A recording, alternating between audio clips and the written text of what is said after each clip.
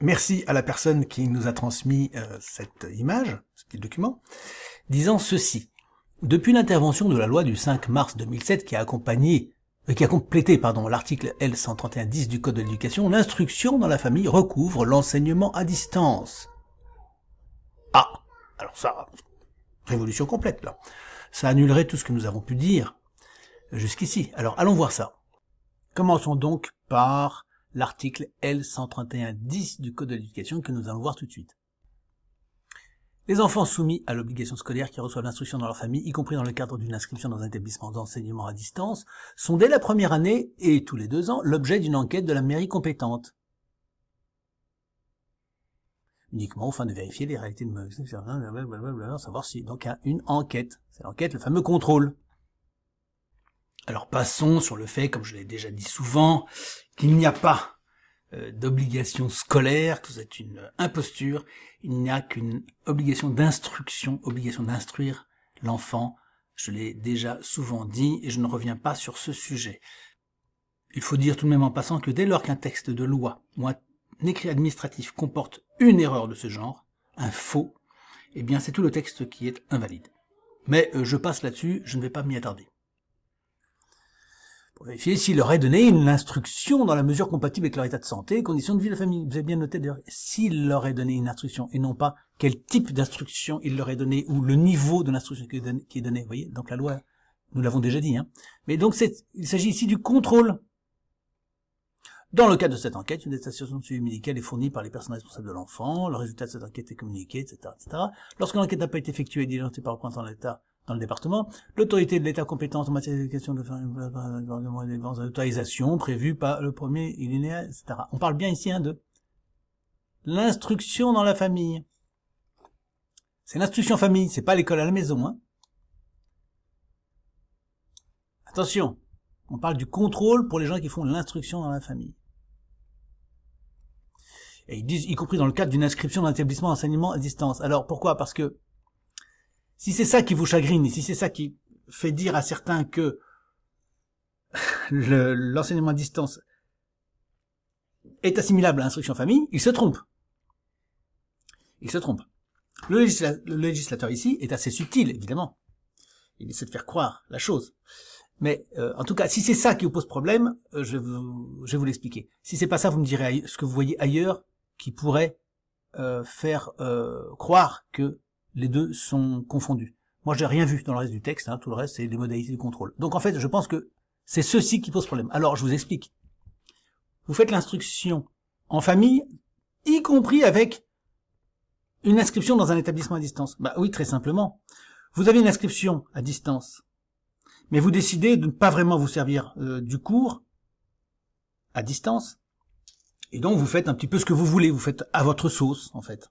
C'est de l'instruction en famille, donc c'est informel. De temps en temps, vous vous servez d'un bouquin, mais vous ne servez pas forcément. Donc l'État dit à ce moment-là, oui, mais à ce moment-là, on n'est pas sûr que vous suiviez véritablement un cursus sérieux. Donc nous devons vérifier qu'il y a bel et bien un enseignement. D'accord? Donc ils vont vérifier, il faut un contrôle. Ça légitime le contrôle que nous avons toujours dit, normal, dans le cadre de la loi disant que l'enfant a le droit à une instruction. Mais ça ne veut pas du tout dire que du fait qu'il y ait un contrôle, parce qu'éventuellement vous ne vous savez pas bien de l'instruction à distance, du cours à distance, cela impose que le cours à distance signifie automatiquement instruction en famille. Ça se trouve, le cours de l'enseignement à distance, enfin ce cours à distance, ça se trouve vous vous en servez de manière très précise, et cet enseignement à distance, dans le cas où c'est véritablement une école, parce qu'il y a aussi là-dedans les cours, les enseignements à distance qui ne sont pas des écoles. Et à ce moment-là, vous êtes complètement à 100% dans le cadre de l'instruction en famille, sans cours. Donc là, le contrôle est d'autant plus légitime. Et à ce moment-là, évidemment, vous êtes en situation où vous êtes en irrégularité, puisque vous n'avez pas inscrit votre enfant dans un établissement. Mais revenons à notre point précédent. Si vous êtes dans le cadre d'un enseignement à distance et que vous suivez fidèlement le fil du cours, à ce moment-là, vous êtes dans le cadre de l'école à la maison, votre enfant est inscrit dans un établissement et à ce moment-là, vous n'êtes pas assimilable à l'instruction en famille. Si tel n'était pas le cas, eh bien, il y aurait contradiction avec l'article L131-5, qui nous dit, je le rappelle, les personnes responsables d'un enfant soumis à l'obligation scolaire définie à l'article L131-1 doivent le faire inscrire dans un établissement d'enseignement public ou, à condition d'y avoir été autorisé par l'État compétent en matière d'éducation, lui donner l'instruction en famille. Donc, soit vous le mettez dans un établissement, par exemple, un cours par correspondance, soit vous faites l'instruction en famille sans cours, mais avec une autorisation.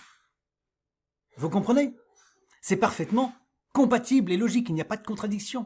Si on l'entend tel que le dit le petit panneau que nous avons vu tout à l'heure, alors il y aurait une contradiction. D'un côté, l'État nous dit, vous mettez votre enfant dans une école, ou alors vous demandez l'autorisation pour faire l'instruction en famille, une école éventuellement par correspondance. Et d'un autre côté, on aurait un article qui nous dirait, ah non, non, non, école par correspondance, c'est instruction en famille. Mais dans ce cas-là, cette école n'est pas reconnue comme étant une école. Donc elle perd son statut spontanément. Et les cours par correspondance qui osent dire une chose pareille, abdiquent leur statut d'école à part entière. C'est une idiotie. Il faut évidemment éviter de tomber dans ce panneau. Les deux articles sont compatibles à condition qu'on comprenne. Donc il n'y a en fait pas de difficulté. Quant à l'obligation scolaire, la prétendue obligation scolaire, je l'ai déjà dit, je reviens rapidement, si ça vous fait plaisir. Vous voyez, on vous parle d'obligation scolaire et l'instruction est obligatoire. Il n'est nulle part fait mention de scolarisation obligatoire ou d'obligation scolaire. C'est l'instruction qui est obligatoire et non la scolarisation, c'est-à-dire la présence dans une école. Donc en fait, tout se tient tel que nous vous le disons. Les autres interprétations sont fallacieuses, et notamment cette fameuse obligation scolaire. Là aussi, nous avons un faux magistral. Revenons à notre article L131-10. Donc, aucun problème là-dessus. Par conséquent, dire que, depuis l'intervention, en tout cas de l'article L131-10, l'instruction de la famille recouvrirait l'enseignement à distance est faux. Et j'invite tous ceux qui sont propriétaires ou directeurs d'un cours d'écouter ma vidéo pour comprendre ce que je dis.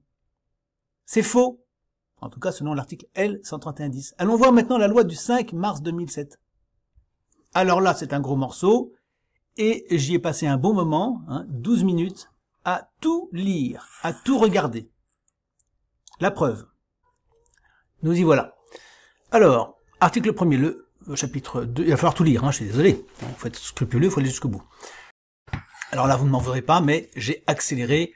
Donc vous m'entendez pas ma voix, mais j'ai accéléré en multipliant par 10, parce que sinon vous en avez pour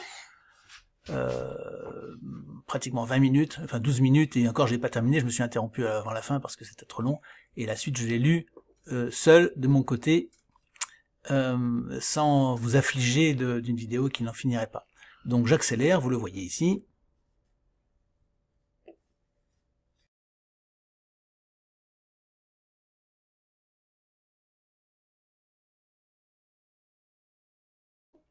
En tout cas, ce que je peux vous dire, et en conclusion, c'est qu'il n'y a rien là-dedans qui nous dise que l'enseignement à distance serait assimilable à l'instruction en famille. Donc j'ai tout regardé. Vous regarderez, c'est très facile, vous allez sur cette page, vous pouvez vérifier par vous-même, et si vous n'avez pas le temps, vous tapez distance, parce que c'est comme ça qu'on appelle les cours, enseignement à distance. Vous regardez école instruction en famille, voilà, donc ce dont il est question, c'est ceci. Instruction dispensée au même domicile, les pour les enfants d'une seule famille. Il y a un autre élément, vous allez voir. L'autre élément qui nous intéresse, c'est l'article 35. Alors, si je ne m'abuse pas. Voilà. Ici, article 35. Organismes de soutien scolaire sont incapables d'exercer une fonction quelconque de direction d'enseignement dans un organisme de soutien scolaire, ceux qui ont subi une condamnation judiciaire pour crime et pour délit, ceux qui ont été privés par jugement de toute partie de droit civil, ceux qui ont été frappés d'interdiction absolue d'enseigner, ceux qui ont été condamnés à une peine de moins de 2 mois d'emprisonnement sans sursis pour les délits, etc. Donc, aucun rapport avec l'affirmation selon laquelle l'enseignement à distance serait de l'instruction en famille. D'accord? Donc vous vérifierez, Je vous laisse faire si vraiment la question vous intéresse. Mais moi, je l'ai fait pour vous, et vous avez ma promesse solennelle qu'il n'y a rien dans ce document qui affirme une chose pareille. Bref, ni sur la loi, ni sur l'article, il n'est dit ce qu'affirme ce document, celui-ci. Donc faites-le savoir. Et répondez bien, avec cette vidéo éventuellement, au cours à distance, qu'ils se trompent quand ils croient qu'ils sont assimilables à l'instruction en famille.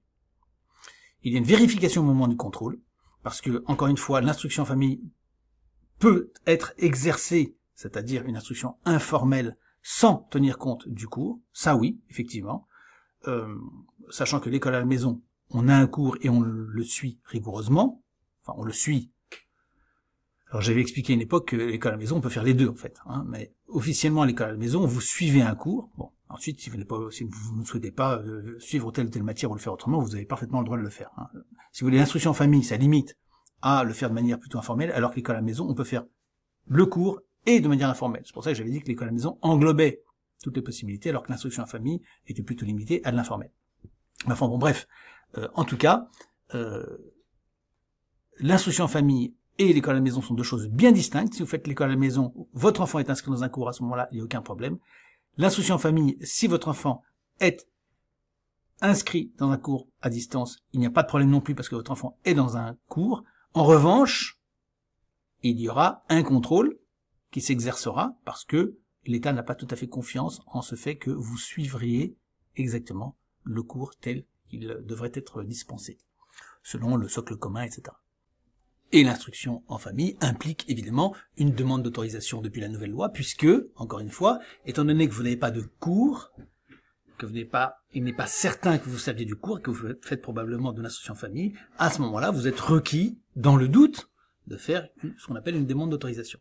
Ce qui n'est pas le cas si vous êtes dans un établissement d'enseignement à distance, dans le cadre de l'école à la maison, c'est-à-dire que vous suivez cet enseignement à distance.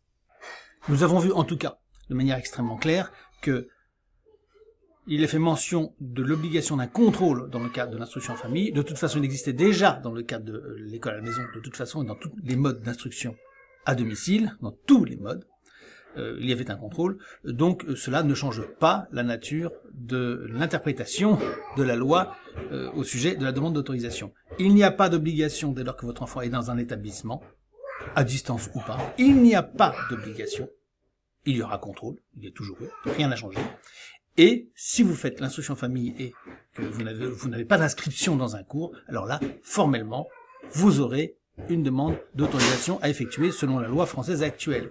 Et par ailleurs, si vous avez l'intention de faire l'instruction en famille, mais que vous prendrez un cours à distance, à ce moment-là, il n'y a pas de demande d'autorisation, mais il y aura bel et bien un contrôle, comme ça a toujours été le cas. Rien de changé à ce niveau. C'est pour ça que je répète que, en fait, l'histoire de la demande d'autorisation, c'est dans la tête des gens. C'est dans la tête des gens. Les gens croient qu'il y a une demande d'autorisation. En fait, il n'y a pas eu de changement véritable de la nature des choses, si ce n'est pour les gens qui refusent toute espèce d'inscription dans une école. C'est pour ces gens-là qui sortiraient complètement d'un cycle scolaire déclaré avec socle commun, etc., qu'il y ait une demande d'autorisation. Pour qu'on vérifie que ces gens ne sont pas sectaires, etc., et tous les arguments que se donne l'État. Mais en fait, pour tous ceux qui ont un cours par correspondance, la loi n'a rien changé. C'est ce que je m'évertue à expliquer depuis des années. J'espère vous l'avoir démontré et que la chose est désormais acquise. S'il y a des difficultés, eh bien on fera des visios, des zooms en public et on en reparlera. Je vous expliquerai point par point ce qu'il s'agit de comprendre. Voilà pour cette vidéo, j'espère qu'elle est complète et qu'elle explique bien les choses à chacun. À bientôt.